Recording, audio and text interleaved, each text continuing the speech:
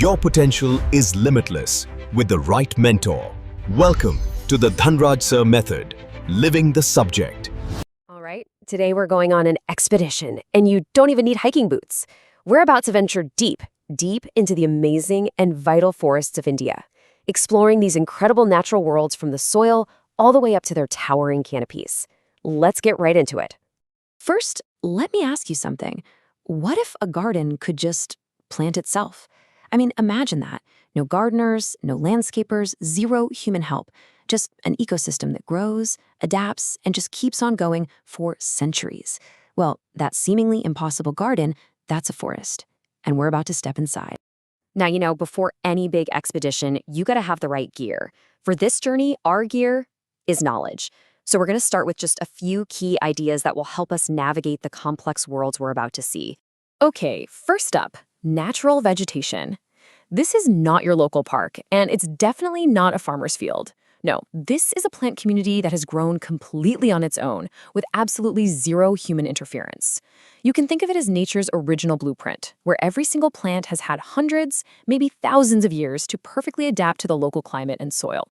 Next, we have flora. So if natural vegetation is the whole stage play, then flora is the cast of characters. It's the specific list of all the plant species you'll find in one region.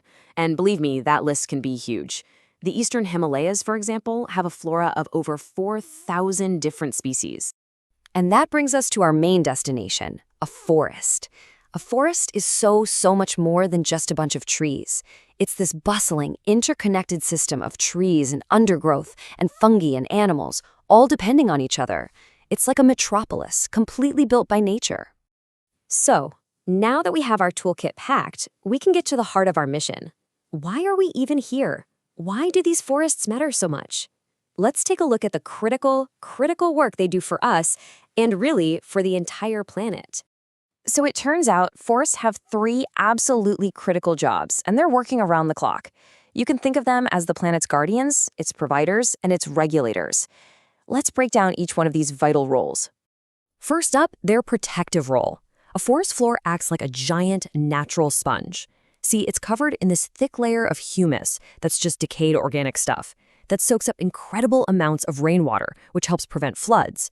And at the same time, underground, there's this massive network of roots holding the soil together, stopping it from washing away.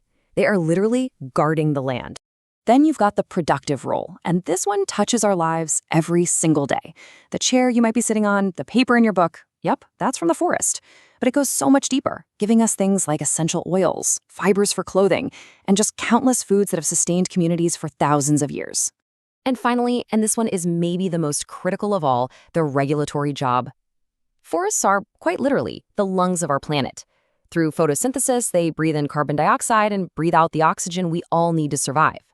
They also release huge amounts of water vapor through a process called transpiration, which actually influences weather patterns and helps regulate the entire global water cycle. It's a huge job. All right, expedition team, it is time. Let's enter our first world. We're heading into the dense, humid, and unbelievably vibrant heart of the tropical evergreen forests, which you might also know as rainforests. So, what's the recipe for a rainforest? Well, it takes 3 key ingredients, and you need them in very specific amounts. First, you need a ton of rain. We're talking over 200 centimeters a year. Then add in some consistent year-round warmth, somewhere between 25 and 27 degrees Celsius. And finally, you soak it all in really high humidity, over 77%. And where do you find these perfect conditions in India? Well, you'll find these lush forests along the Western Ghats, up in the hills of the Northeast, and on the Andaman and Nicobar Islands. These places are home to some of the most valuable trees in the world, like that dark, durable ebony and the rich mahogany. When you step inside one of these forests, the first thing that hits you is the sheer scale of it all. I mean, these are vertical worlds. They have this multi-layered structure, with trees just soaring up to heights of 60 meters or even more. That's as tall as a 20-story building. So look up at that massive canopy. Now, imagine you're standing on the forest floor. Go ahead and look down. It's dark, right? It's almost always in twilight. Why is that? Well, it's a perfect example of how this whole ecosystem is connected. The canopy way up high is so incredibly dense that it acts like a giant green umbrella, and it blocks almost all the sunlight from ever reaching the ground. So with no light, a carpet of grass, it just doesn't stand a chance. And this gets to the very heart of their name, evergreen. It's not that the trees never lose their leaves, it's that there's no single shedding season. Different species lose their leaves at different times, so the forest canopy always stays as this dense, green ceiling. This constant tangled growth is also why these forests are actually pretty difficult to exploit for timber. Okay, time to move on to our next stop. We are leaving the rainforests and entering the tropical deciduous forests. Now, these are also known as the monsoon forests, and they are by far the most widespread and common type of forest you'll find all across India. So, what's the big difference between where we just were and where we are now? Well, it all comes down to water and timing. Evergreen forests, they're always lush and they need a massive amount of rain. Deciduous forests, on the other hand, they have a very distinct dry season where they shed their leaves, and they do just fine in areas with more moderate rainfall, somewhere between 70 and 200 centimeters a year. And even inside this deciduous world, it's not all the same. It kind of splits into two main types based on rainfall. On the wetter end, you get the moist deciduous forests, which are home to incredibly valuable trees like teak and sandalwood. And then, on the drier side, you have the dry deciduous forests, which during their leafless season can almost look like open grasslands. Now, unlike their tangled evergreen cousins, these deciduous forests are India's commercial powerhouse. Because the trees often grow in purer stands and are just easier to get to, they're the source of a lot of the country's valuable timber, especially that world-famous teak and the incredibly fragrant sandalwood. But that brings us to their defining feature.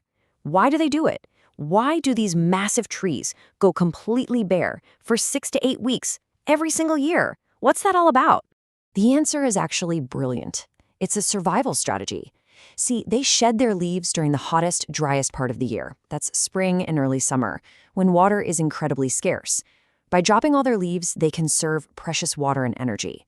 They basically go into a low power mode, just waiting for those monsoon rains to come back and signal that it's time to grow again.